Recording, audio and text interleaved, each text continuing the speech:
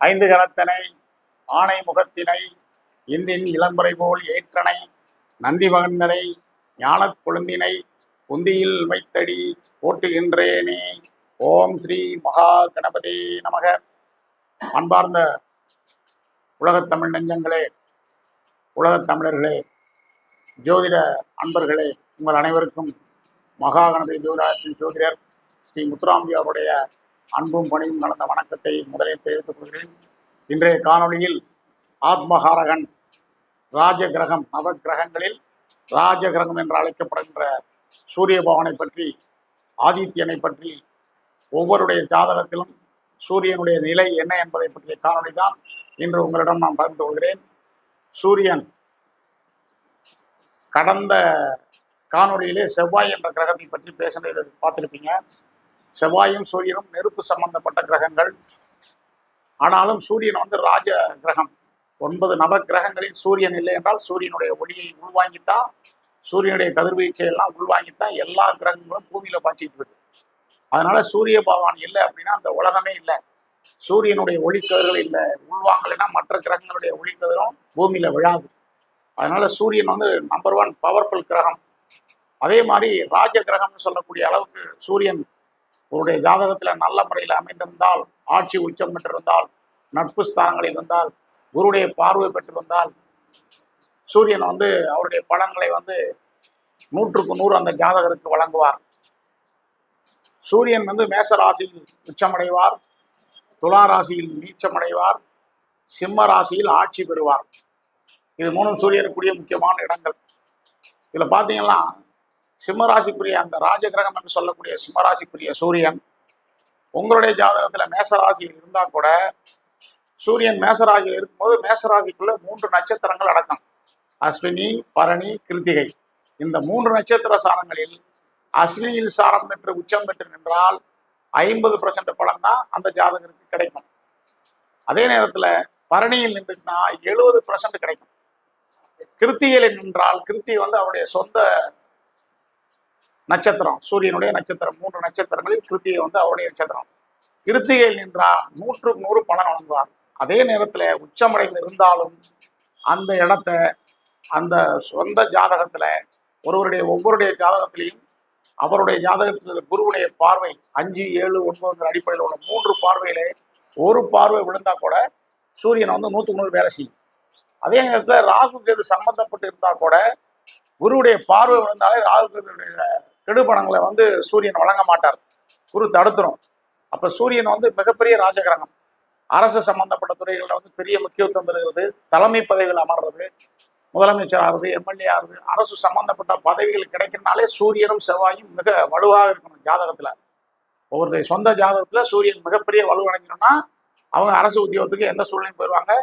அரசு உத்தியோகம்னா அரசாங்க அதிகாரியா இருக்கலாம், அல்லது அரசு சம்பந்தப்பட்ட பதவிகள்ல முதலமைச்சர் ஆகிறது, எம்எல்ஏ ஆகிறது, எம்பி ஆகிறது. இந்த மாதிரி சூழலெல்லாம் சூரியன் நல்லா இருந்தா தான் நமக்கு எல்லாமே கிடைக்கும். அதாவது சூரியன் ஆட்சி பெற்று இருக்கணும் அல்லது உச்சம் பெற்று இருக்கணும்.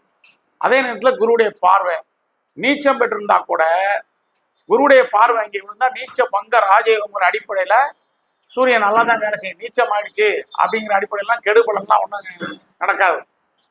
அப்போ உங்களுடைய ஜாதகத்துல சூரியன் நல்ல இடத்துல இருந்துச்சுன்னா ஆத்மகாரகன் என்று அவர் தான். தலையில என்னென்ன இருக்கு? கண்ணு இருக்கு, காது இருக்கு, மூக்கு இருக்கு, வாய் இருக்கு, தலையில மூளை இருக்கு. எல்லாமே அவயங்கள் போல பாதி தலையில தான் இருக்கு. அதான் என்ஜான் உடம்புக்கு தலையை பிரதானம்னு ஒரு பழமொழி உண்டு. என்ஜான் உடம்புனா ஜான்ங்கிறது இப்படி அளந்து பார்க்கறது. அப்ப 8 ஜானத்துல தான் ஒரு மனிதனுடைய உயரம் இருக்கிறதான் அந்த காலத்துல அப்படி சொல்லி வச்சிருக்காங்க. அப்ப தலை ரொம்ப முக்கியம். குறிப்பா இப்ப நம்ம ஒரு வண்டியில போயிட்டு இருக்கும்போது ஏன் தலைக்கவசம் அணைய சொல்றாங்க? உடம்புல காலு போனா காலை வச்சிடலாம், கால் இல்லைன்னா கட்டக்கால் வச்சுக்கலாம், கையில் என்னாலும் அப்படி வச்சுக்கலாம். ஆனா தலையில அடிபட்டு தலையில ஏதாவது ஒன்று ஆயிடுச்சுன்னா நமக்கு உயிர் போயிடும். அப்படிங்கிறதுனாலதான் தலைக்கவசத்தை கவர்மெண்ட் நம்மளை போட சொல்லுது.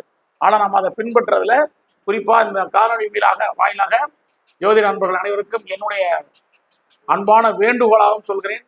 எல்லோரும் தலைக்கவசம் அணிந்து செல்லுங்கள். நம்மளுடைய உயிர் ரொம்ப முக்கியம். நாம எத்தனை வருஷம் இருக்கிறத கூட இருக்கிற வருஷத்துல நம்ம என்ன பண்ணோம் அப்படிங்கிறதான் வாழ்க்கை. அதனால தலையை குறிக்கக்கூடியவரே சூரியன் தான். திடீர்னு தலைவலி வந்துடும். ஒரு குழந்தைக்கு 2 வயசுலேயே கண்ணாடி போட்டுருவாங்க. அப்போ பார்த்தீங்கன்னா சூரியன் மைனஸில் இருக்கும். இது எல்லாருமே அவங்க ஜாதகத்தை வச்சுட்டு குழந்தைங்களுக்கு செக் பண்ணி பார்க்கலாம். சூரியன் மைனஸாக இருந்துச்சுன்னா சின்ன வயசுல 2 வயசுல கண்ணாடி. அதே நேரத்தில் ஒரு குறிப்பிட்ட 40 வயசுக்கு மேலே வெள்ளெடுத்த மாதிரி தெரியுது அப்படின்னா அங்கேயும் சூரியன் மைனஸாக இருக்கும்.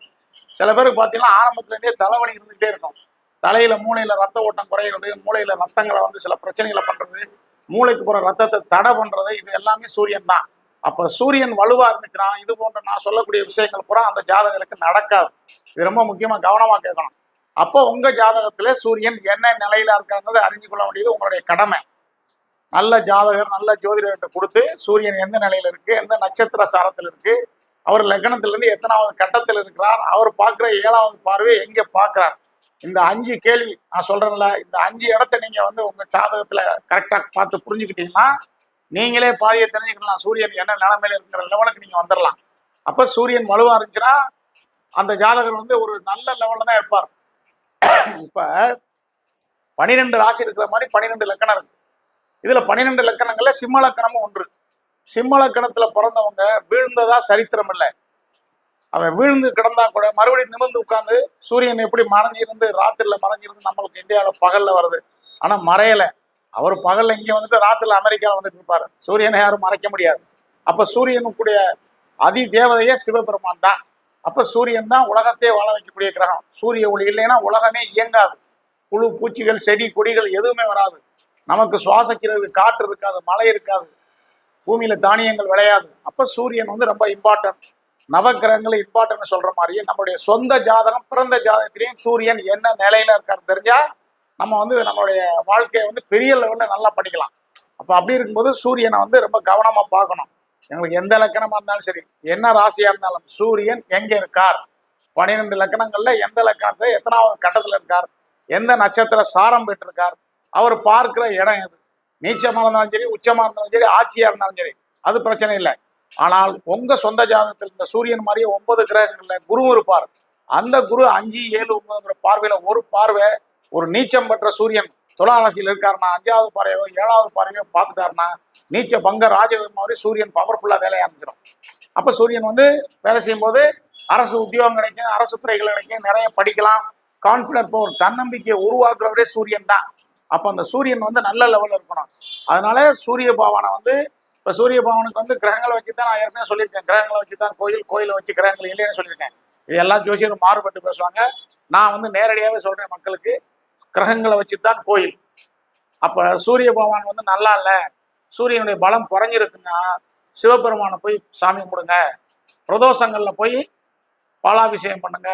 அப்போ அந்த சூரியனுடைய பவர் வந்து அந்த ஜாதகருக்கு இன்க்ரீஸ் ஆகுங்கிறதுக்காக அந்த மாதிரி ஒரு பரிகாரங்களை வந்து ஜோதிடர் சொல்றது.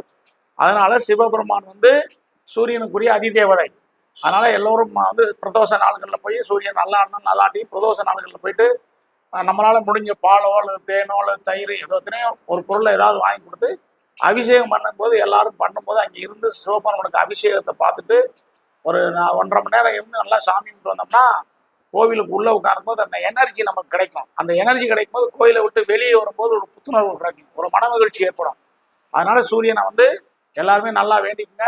சூரியன் எந்த லெவலில் உங்க ஜாதகம் இருக்குங்கிறத நான் சொன்னதை வச்சு குறிப்பிட்டு பாருங்க.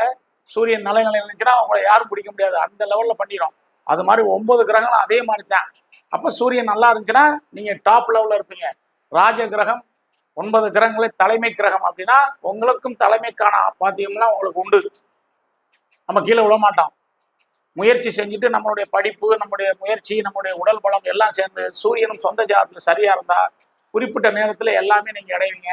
அதனால அடுத்த காணொலியில் இன்னொரு கிரகத்தை பற்றி உங்களோட காணொலியில் சந்திக்கிறேன். நன்றி, வணக்கம்.